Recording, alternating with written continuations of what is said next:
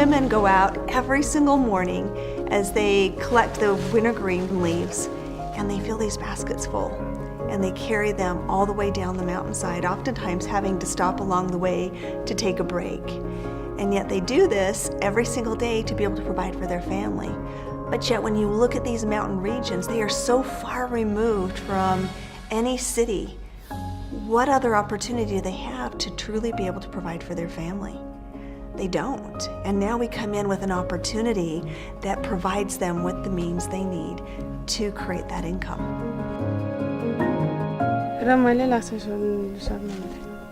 रमाइलो लाग्छ एक दुई पैसा आउँछ बच्चा बच्चीले पढाउनु पर्यो या त कपी कलम किन्नु पर्यो त्यस्तै यो 5 बजे हिँड्दाखेरि हामी कहिले 12 बजे पुग्छु कहिले 1 बजे त्यो पैसा त अब भुराले कापी ल्याऊ भन्दा कलम किन्नु भन्दा पढाउँदा अब कहिले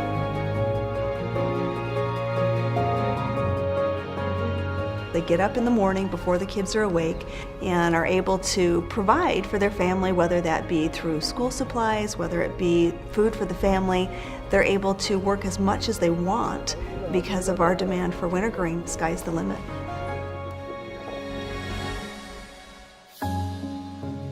This new wintergreen essential oil is exciting for a lot of different reasons, one of which is a new species for doTERRA, Gaultheria fragrantissima. The aroma is very different than what we are accustomed to with wintergreen essential oil, while at the same time we maintain all of the wonderful chemistry and benefits. One of the challenges with wintergreen essential oil is to make sure that the oil is not synthetic. And while doTERRA does a tremendous amount of testing that has become more and more sophisticated, we also have the advantage of working directly with the source. We're intimately involved from the very beginning all the way through the end process when we provide this beautiful essential oil.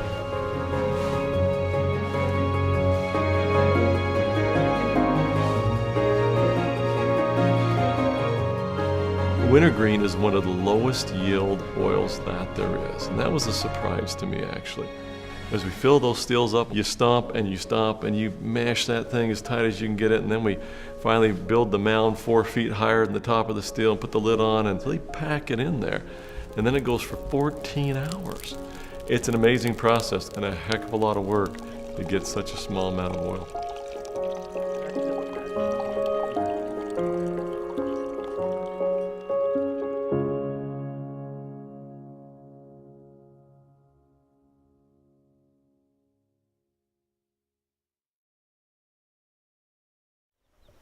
It's been about a year we started working in these villages. Most of their livelihood depends on cultivating these smaller terraces. But we found out a local resource called wintergreen, and we are so happy that doTERRA has come to partner with us in purchasing what they can produce. And that gives them extra resources to sustain their family in these villages.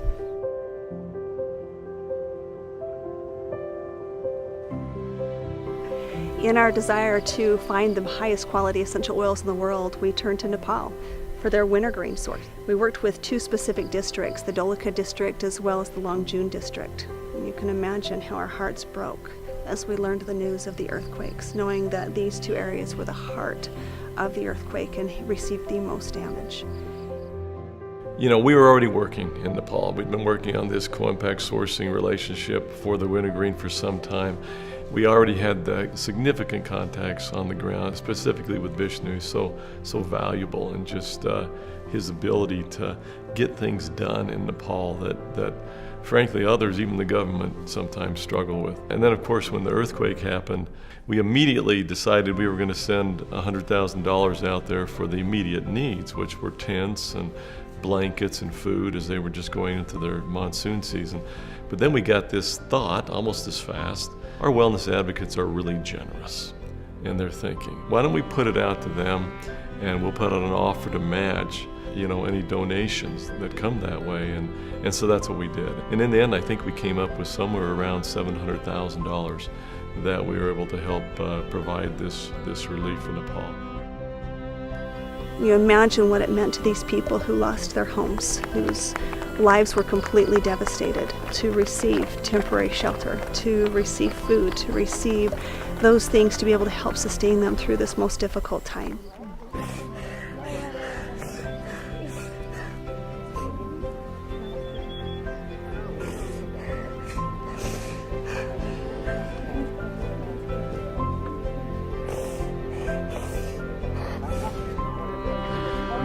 To actually be there and physically see that devastation, to see homes destroyed, to see family and children living under tents just trying to stay dry.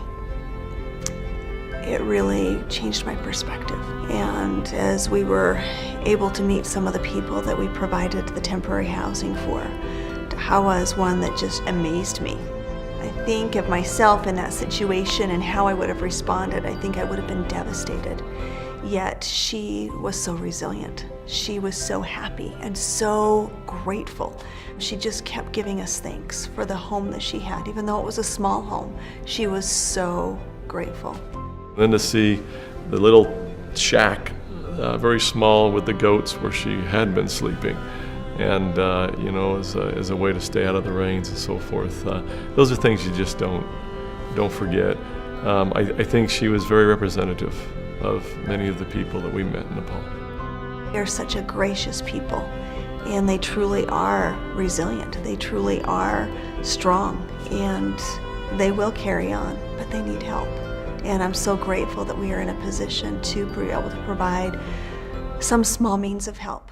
भएको पनि लग्यो नदेख्ने भगवानले अहिले भगवान चाहिँ मेरै आँखा वरिपरि हजुरहरू ले चाहिँ मेरो भगवान रहेछ उहाँहरू भगवान उहाँ रहेछ भन्ने अनुभव चाहिँ भयो